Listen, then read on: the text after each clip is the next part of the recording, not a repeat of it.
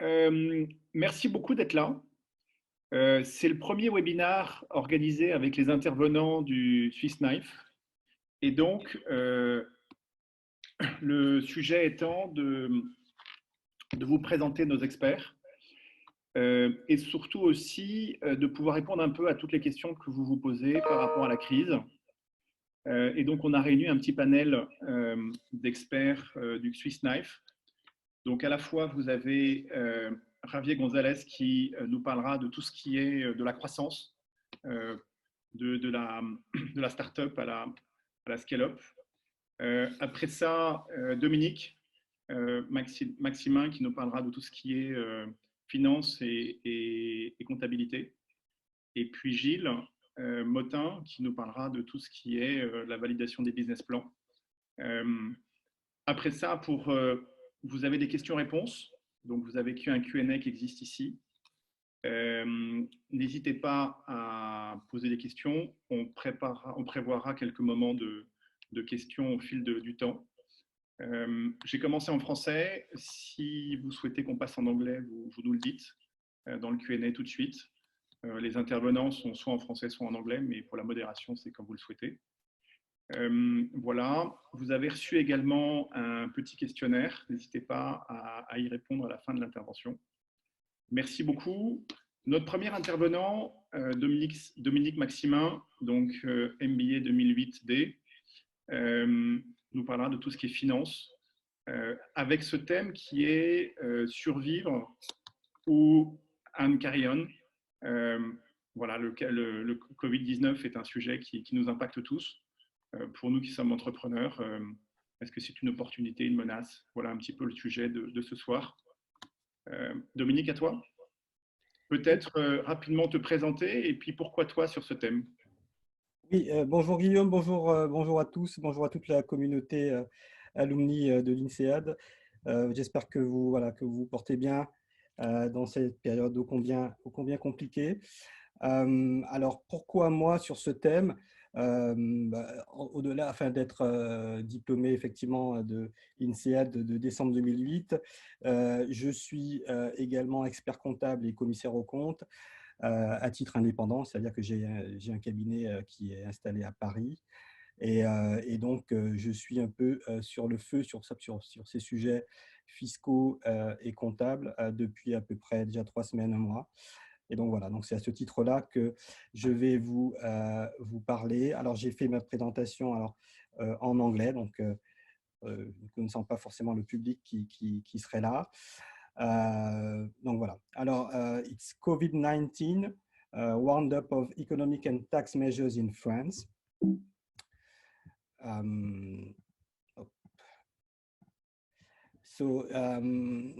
There will be 3 subtopics. So first, I will talk about the measures related to tax payments. Then we'll move on to the measures related to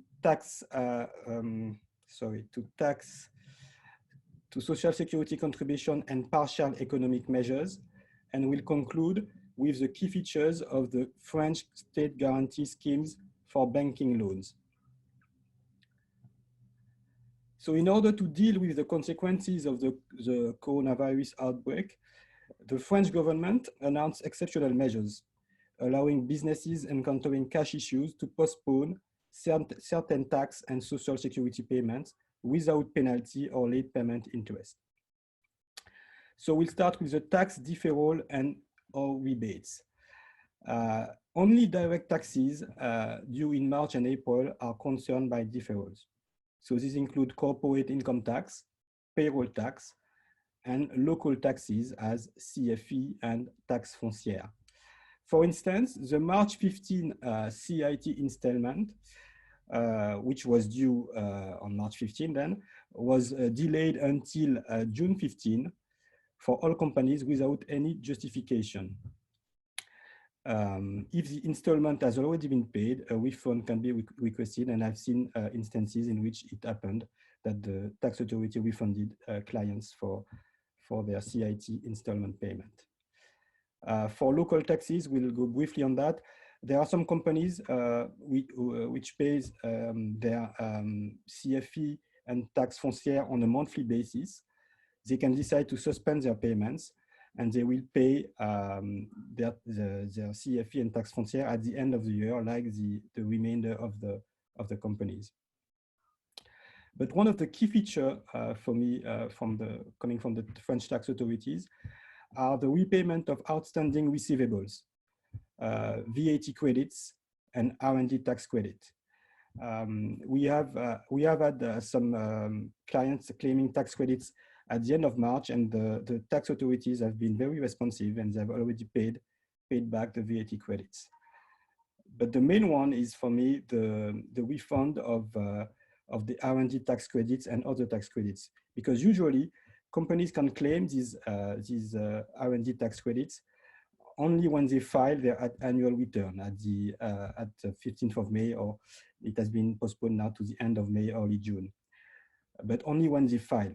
Now they can claim back their R&D tax credit without any filing, any annual tax filing. So that is a progress. VAT is not covered by these exceptional measures. However, the tax authorities are introducing a new exceptional measure regarding the filing of VAT returns. While it reiterates that the request for payment deferral may only concern direct taxes and social contributions, it is, however, looking at simplifying the filing of the VAT for March and April. So we'll see that on the next slide. Yes, so VAT returns in April and May 2020. So the key takeaway from this slide is that companies can decide to pay a flat rate equal to 80% of the VAT amounts that was declared in February, or in January if it had already used the flat rate for February. It doesn't mean that you will pay only 80% for the VAT. It means that this is just an advance payment, and that when you will file your real numbers at the end of the crisis in May or June, you might pay for the difference. However, there is a flat rate. The flat rate can be reduced to 50% if the company has ceased activity since mid-March, or if its activity has decreased by at least 50% because of the COVID-19 crisis. And companies like, small business companies, retail companies, restaurants, etc., fall within the scope of this 50% of flat rate. And now we can look at the measures related to social contribution, social security contributions. This is the same philosophy, meaning that companies can decide to postpone all or part of the payment of their employee and employer social security contributions by up to 3 months without any justification, and no penalties applied also. So clients have already applied. This is a measure that is widely applied, that has been widely applied in March and April. And my takeaway on that is, and I believe that there may be other deferrals regarding social security contributions, because when the second quarter comes at 15th of July, and I cannot imagine that the government will ask companies to pay 2 quarters at once. So I believe there will be a spread out of the social debt of the first quarter over the remainder of the year. So we'll see how it goes. And other economic measures. One of the flagship measure in France, which cost €1 billion a day, is the partial operation measures, activité partielle. This is a subsidy whereby the state fully compensates indemnities paid by company to their workers, corresponding to 70% of gross wages, with a cap of 4.5 times the French minimum wage, the SMIC. Yeah, this is widely applied in France at the moment. since mid-March. For the employee, you should know that 70% of the gross wages corresponds to 84% of their net salary. But employers can decide to make up for the 16%. And this is an interesting feature because they can pay for the 16% in order to keep their salary, the salaries of their employees, but there will be no social payroll charges on that. So this is a good measure as well. All of these emergency measures, as we speak, may be extended or even amplified, depending on the evolution of the situation. We know that the lockdown is supposed to end by May 11th, but I expect that there will be tax and social security measures for May and June as well. And to conclude on this roundup, a few takeaways on the key features of the French state guarantee scheme for banking loans. This is one of the emblematic measures of these emergency policies. It consists of a 300 billion state guarantee scheme loan for new loans granted by financial institutions to certain French businesses. So first, let's have a look at the eligible borrowers. So mainly it's non-financial companies, which are registered in France, can apply to these loans. Financial companies, financial institutions, credit institutions, and real estate companies, not companies, but partnerships, are excluded from the loan. Companies must also be in good financial health, because companies subject to collective proceedings, let's say safeguard, rehabilitation or liquidation, they cannot apply to this loan. It's only if you have applied to a conciliation type proceedings that you can also apply. So the loans, the period to apply is from 16th of March until the 31st of December. This is interesting because at the moment, I advise clients maybe not to rush into applying for this loan because we may think that there would be an opportunity to apply early because the BPI, the French state bank, will be submerged by applications from companies. But indications that we get from the president of the Chartered Accountant Council says that the BPI are looking thoroughly at the application that they receive right now, and they are looking also at the profitability of the companies that are applying.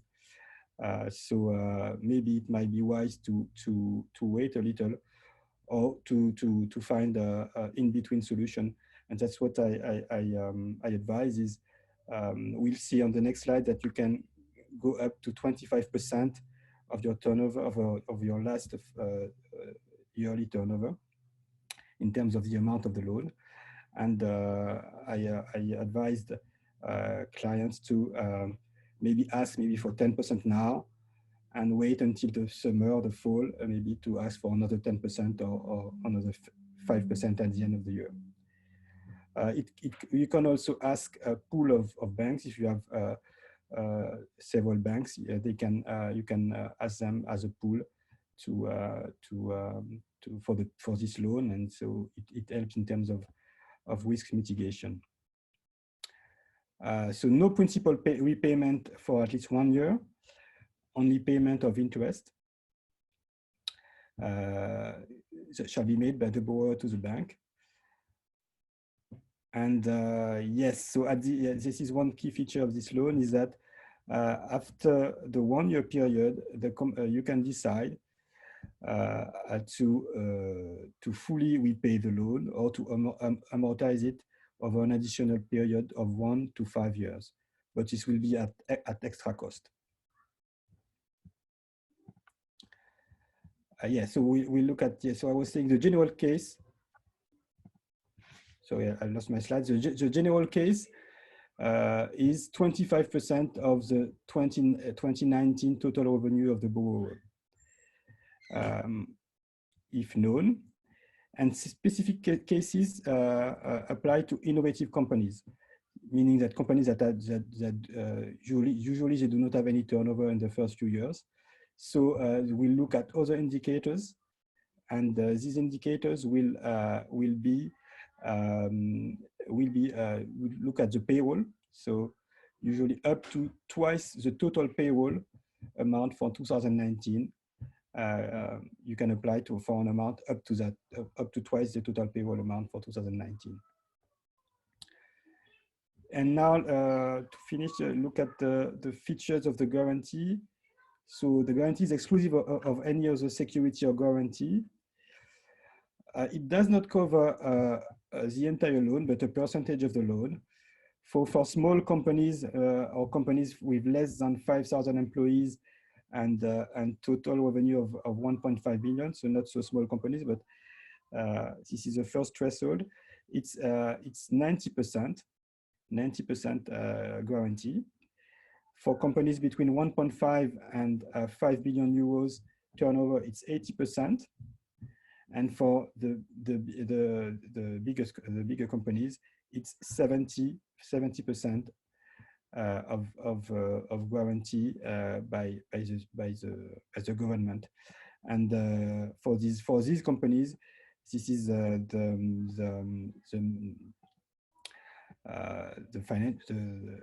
government which looks directly at the application of these companies. Let's say the finance ministers and their team. Just to conclude, so for the cost of the guaranteed loan, so this is the loan rate. So the loan rate is defined as a financing cost for the bank that is granting the loan, with zero additional margin. So there is no margin for the bank on that. And there is you have to add the financial guarantee cost, which depends on the size of the company and the term of the loan. So for the first threshold, which is the companies with 5,000 employees at most and total revenues of less than 1.5 billion, if they repay over 1 year, which is the main term, it will be 0.25%, the guarantee cost. So that's it for me. I'm open to questions from you. Thank you very much, Dominique. It was very clear. Did you already process this kind of demand for the bank for the special loan? It's easy or not easy? It depends on. I would say that for small companies, companies that are profitable, that have significant net assets, it can be quite easy. You know, I've seen banks only asking for the financial statements of 2019, and the companies have already they have started receiving the contractual documents last week. For other companies, I've been for bigger companies, what we call a PME in France. It is yes, the BPI will look at some at the profitability of the company. They can ask for a business plan, and other items to understand the requirement. I mean, they want to understand the requirement, the cash requirement. They don't want to grant like 25% because this is allowed. They want to know if the cash need is what is the cash need of the company, and for the year 2020 and 2021. So and upon that they decide to grant a certain level for the loan. And you need to present a cash flow forecast.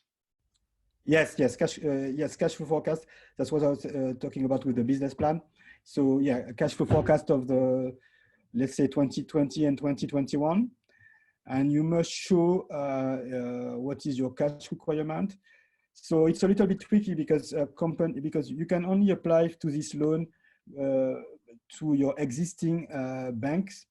So at the same time, you don't want to show that you are that you might be you might facing some difficulties. So I know that I've spoken to a few CFOs, and they have to arbitrate between asking for the amount that they want, and not showing any signs of any weaknesses to their existing banks. Okay, the interest rate could be around 1. That's it. Yeah. Yeah, it's 0.25 for the guarantee cost, and then if you decide to repay over 1 to 5 years, then yeah, it can go up to 1, even more than 1. Yeah. Okay. Thank you very much, Dominique. Maybe the next one speaker will be Javier Gonzalez. Javier, could you introduce you and what you about in this topic? Yes. Thank you. Can you hear me? Yeah, very well. Perfect. Okay. Thank you very much, Guillaume. Thanks, Dominique, for the presentation. So I'm Javier Gonzalez. So I'm going to talk a bit about survival of your company. What I do in general is invest in pre-seed startups for the past 7, 8 years. And I accompany startups to raise funds for Series A and Series B. So anywhere between 2 and 10 million. And I partner with other companies, that are more specialized on Series C and beyond. So what I'll talk about a little bit is, how to approach the survival in the next few months, how it's been approached the last month. This is what I've been doing with either companies that we've invested in, or companies that I've been working with closely to raise funds, and that were close to getting a term sheet or had a term sheet already. But in general, I think actually this is a really, really good time. A bit all the negative, and all the debts, etc. But a very good time to concentrate on product and to do things that maybe you didn't have enough time to do before. If you have a reduced activity, obviously that's going to be impacted. But something that I've been working with some of these startups in the last month is to get a real hold of your burn rate. Burn rate is going to be your basis for everything. So reduce your burn rate to the maximum. How do you do that? What we're seeing is that go look at your contracts, at your commercial contracts, and see what kind of things you can obtain, apply for, based on contracts. So, for example, if it's a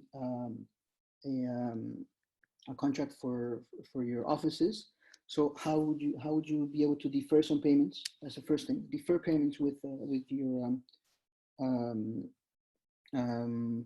suppliers.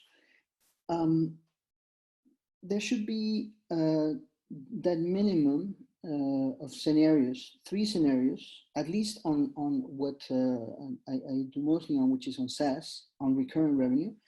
What does the next 3, 6, and 9 months look for you? So if your contract duration are longer than 6 months, 9 months, 12 months, you probably don't have much of an issue, because if you just closed some contracts, then you have a runway of 9 months, 12 months.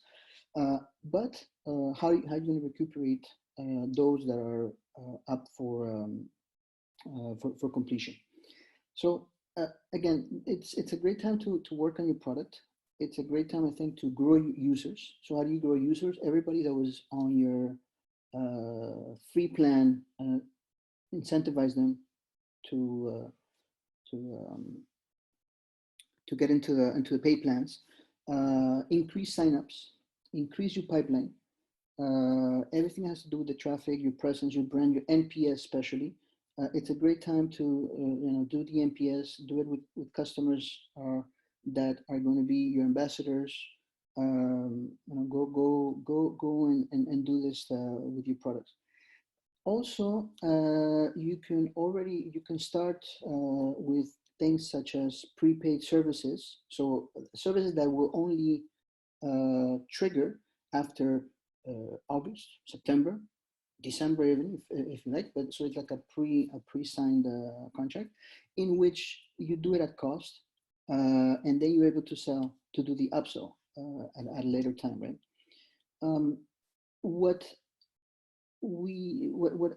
I've seen the last month in terms of what are funds doing, what are investors doing, what's their mindset, is that they're looking for startups that initially they were not looking for this type of startups that were break even or profitable, because they were not the startups that would necessarily want to have investment. Now they want these startups because they are break even and they're doing something good.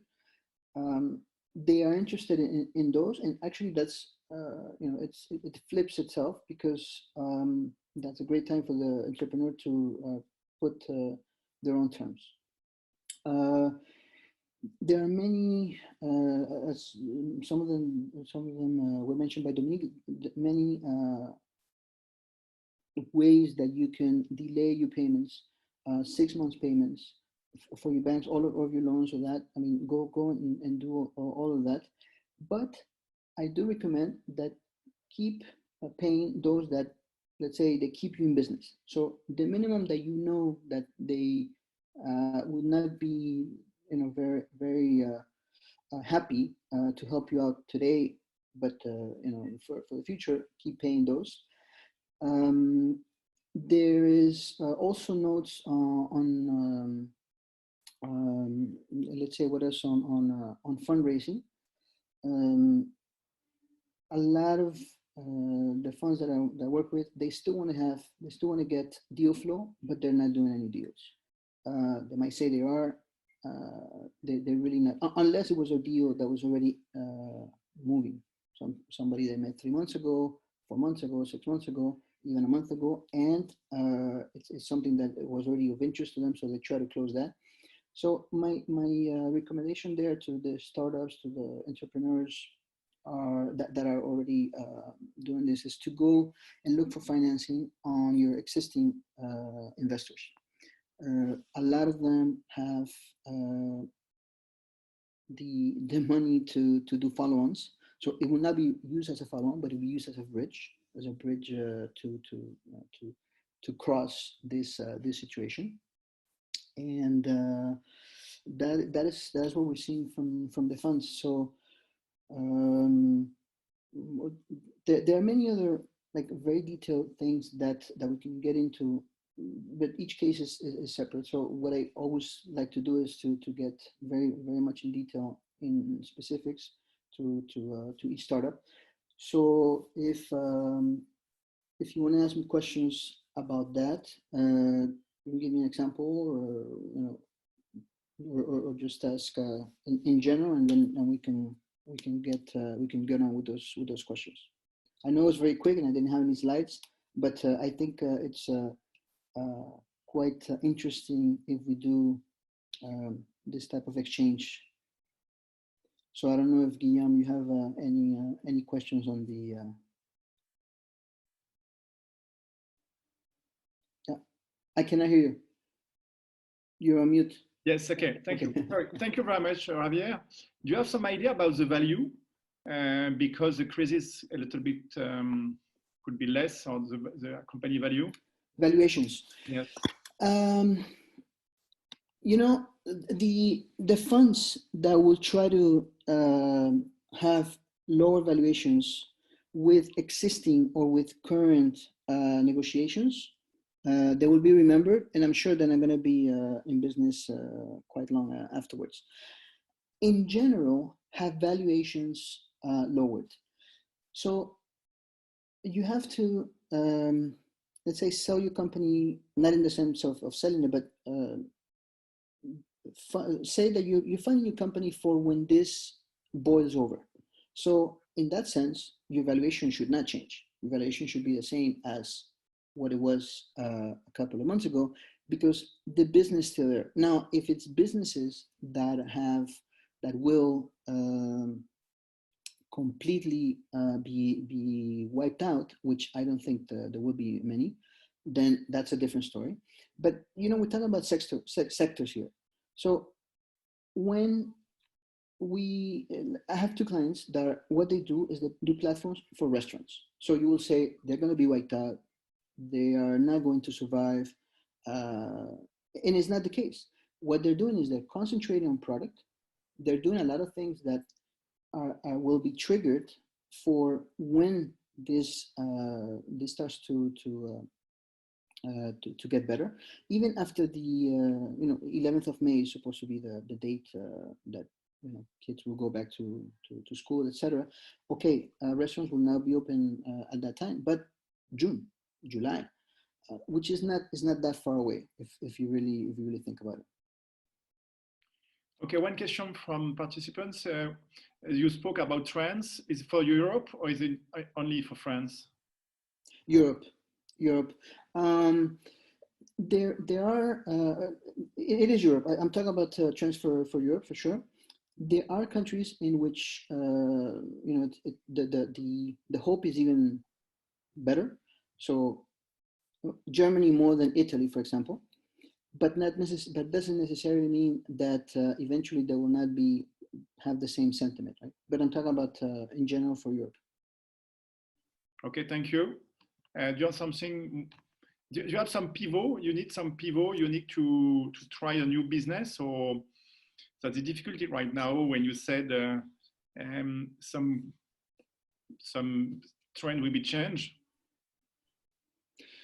You mean like for startups or for companies to kind of change what they're doing? Yeah. Like not concentrate.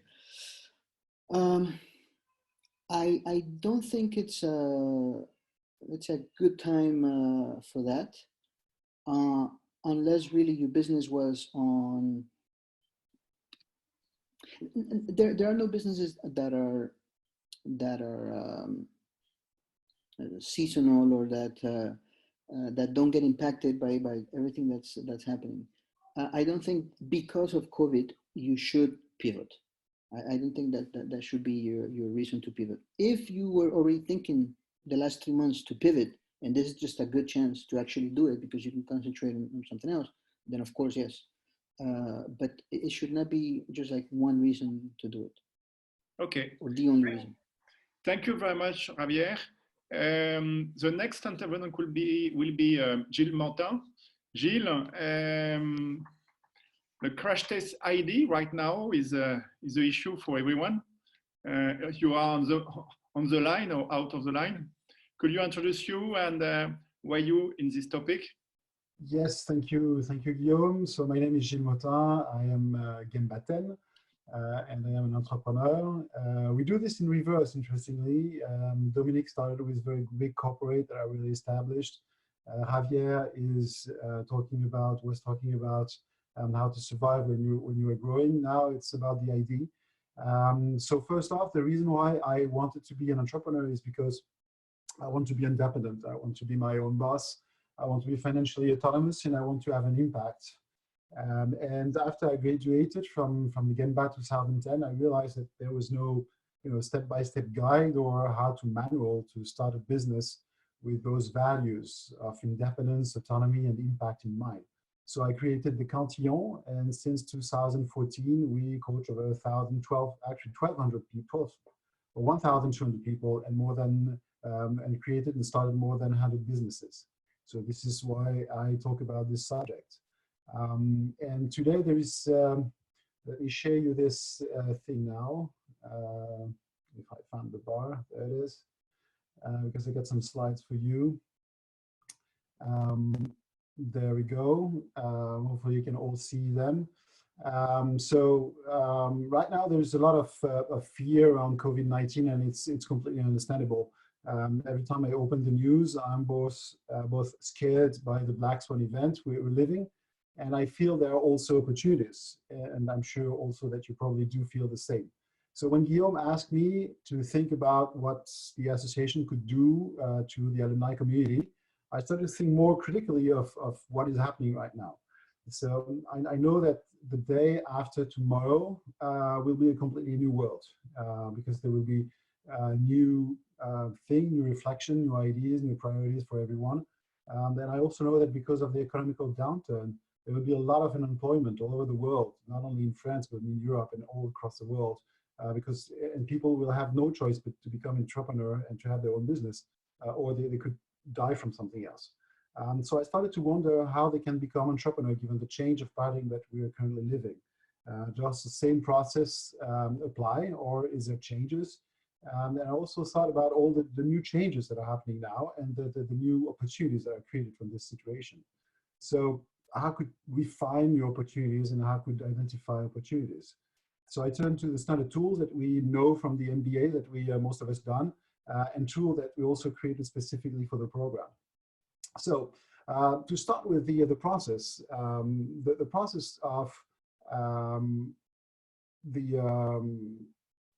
creating a business is always the same. It's about first, the first step is to design. The thinking is to design the articulate a vision, an idea, or an opportunity, and to estimate the potential. The next step is to actually start and find our first customers, and then to finally grow and develop from there using acquisition channels. What's the impact of the COVID-19 in here? Well, in the design phase, there will be a lot of new opportunities, as we mentioned, and as well as new constraints on the business model, something that were possible in the past are not anymore. In the start phase, the way you have to reach out to people, there will be new physical meetings. Physical meetings will not be available anymore. You'll have to do something else. So there is an impact here. In the launch phase, likewise, some usual acquisition channels are not available anymore. So these, let's dig into those first two steps to start with. The first one being the design phase, the opportunities. How to identify new opportunities, how to identify a good opportunity. This is what often what people often ask me when they come to me. They ask, they present me their idea, and they ask me, so what do you think of this idea? Is it good? Well, usually what I answer is I don't know, because I truly don't know if any idea is good. But what I usually ask myself is, are you the right person for this idea? And it's a completely different question. And to answer that question, I use the Ikigai that you probably know. Ikigai in Japanese means meaning of life. It helps you to find the why of Simon Sinek, if you're familiar with this guy. So in my analysis, I interview future entrepreneurs. I always look for the match with the so-called idea of an entrepreneur and all the petals of this Ikigai flower. So if you want to identify new opportunities, Ikigai is not enough. So I use also two tools. There's a Maslow pyramid that I'm sure you know, and another tool that is a little bit less known, which is the pyramid of value from Bain. And I pulled it out for my analysis, and I found some very, very interesting information with that one. And ideas to follow.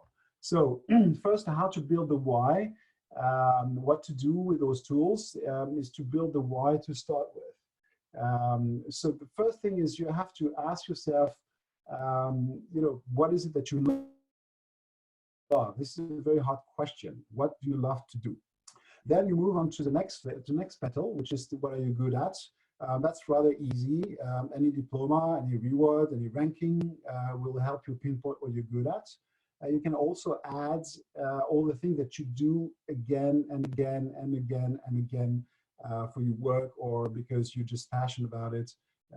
These are usually you're very good at it because you continue doing them. How you can make money is what you can be paid for. Focus first on your proven source of revenues, the business model you know, and more importantly, the markets you know, the people you know. On what the world needs, maybe you have an intuition already from the what you see in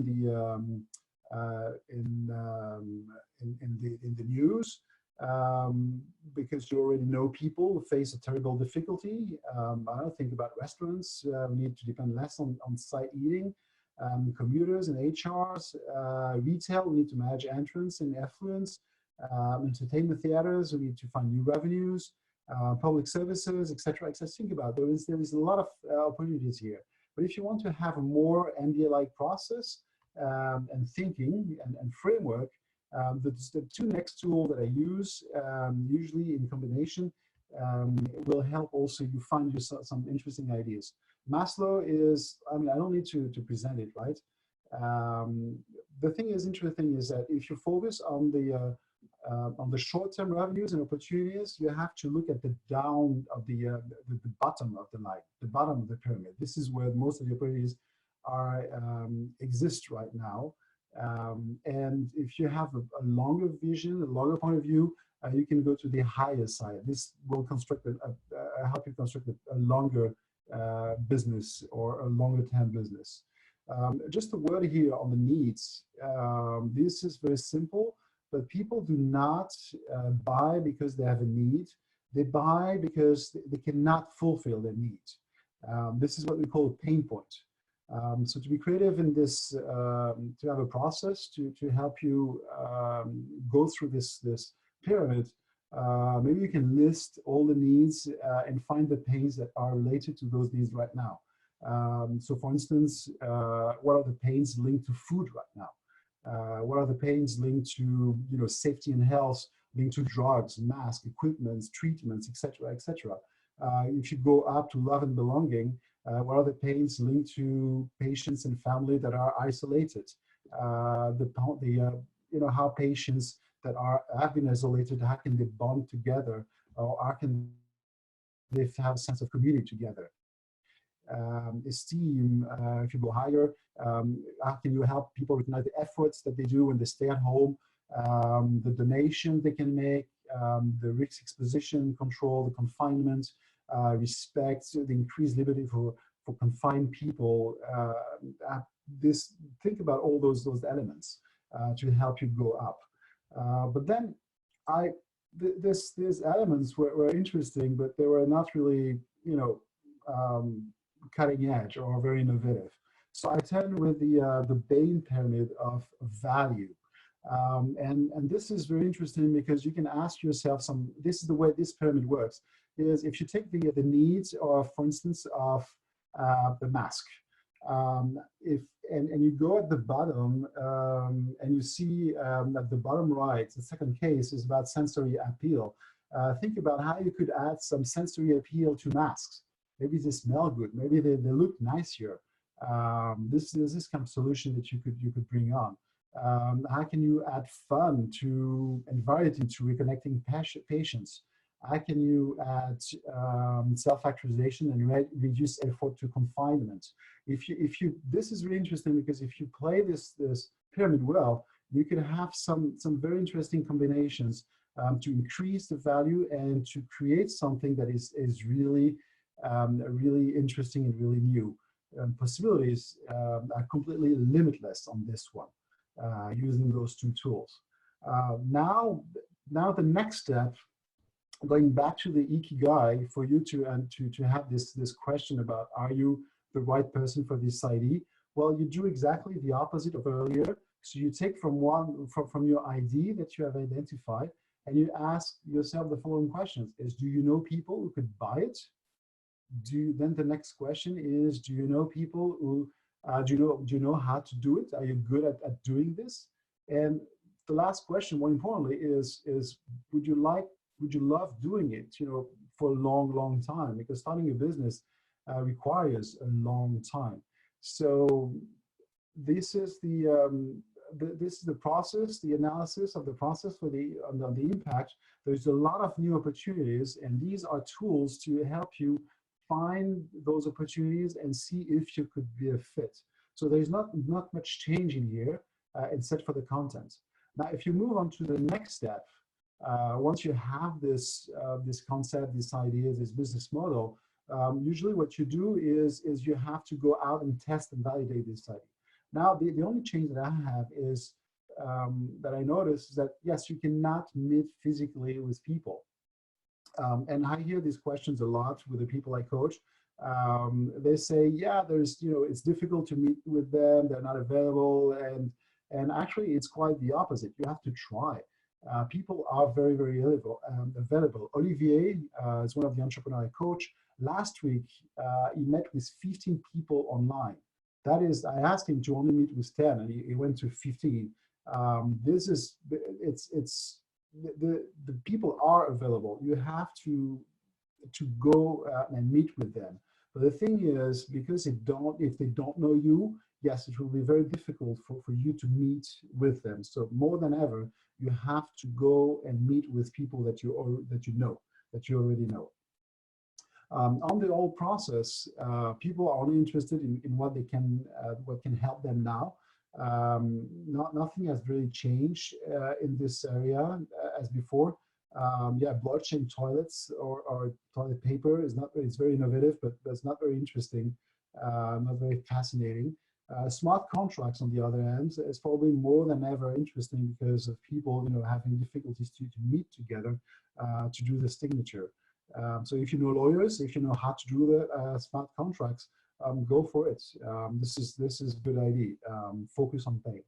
If you want to be effective on how to go for the next steps once you have your ID, this process is still the same. You have to start making a list of people you know, preparing interview guides of the questions that you want to ask, focusing on the why, the how, and the what of their pains. Ask for the meetings, asking for the meetings once you have these emails. Do the meetings, importantly, don't do them at the same time, just do them differently. The impact of the coronavirus here is that you have to go through Skype and not face-to-face anymore, as I mentioned. And then if you feel that there is something you can do, ask for a second meeting, preferably online. This is the way it works. And here the process is impacted by the coronavirus because you have to go on Skype. You don't do face-to-face anymore. But the process by itself, the way it goes, haven't changed much. So that is what I've seen so far. Is there any questions, Guillaume? You can use the model Q&A if you are in any questions. Right now, there are not so much questions for you.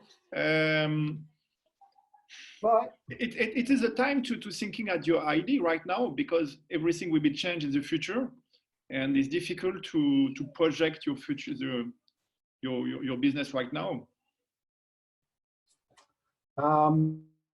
It's let me hold on to try to go stop the sharing there. That is, this is a good time to really sit down and think. Yes, the future is completely uncertain. That is certain. But this is also, as Javier said, it's a good time to think about. He said think about your product and get more customers and more users. Here's a perfect time to sit down and ask questions around. It's really people have time. People are ready to answer. If you know them, they will answer you. It's a good time to think about the process, to design the business. Yes, I believe so. There's two ways of doing it. I mean, if you want to be an entrepreneur, you have to seize opportunities. And every time of change, every period of crisis is full of opportunities. So yes, you have to do this now. One question about participants, how to find some great partners who will have a great idea to develop. how to find your partners? Partners is a tough topic because it's difficult to find the right partners, even in time of, even when it's not a crisis.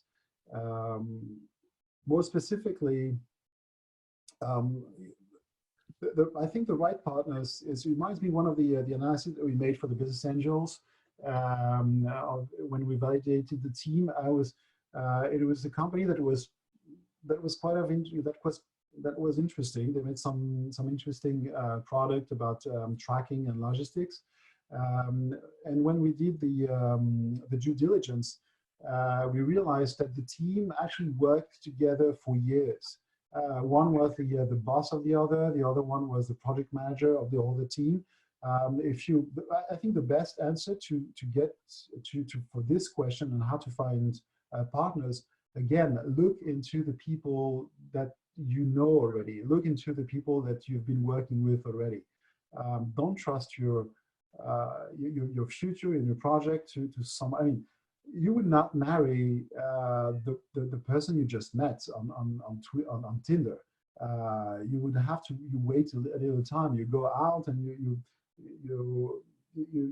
build this relationship. Now it's difficult to build a relationship, so base your find your partners. Again, I'm repeating myself. Find your partners among the people that you know already. This is the easiest answer. Okay, and about this topic also, the association is working to find a good model to find your co-founder. We are looking at our other engineer alumni association of France Digital also. We are working about this topic to find your co-founder. Mm-hmm. You have any other questions for our panelists? Yes, one more question here. Yes, Antoine is asking if meetings are used to validate the model or for what. The meetings are used to, before validating the model, you use the meetings to validate if the person that you think have a problem, if they have a pain.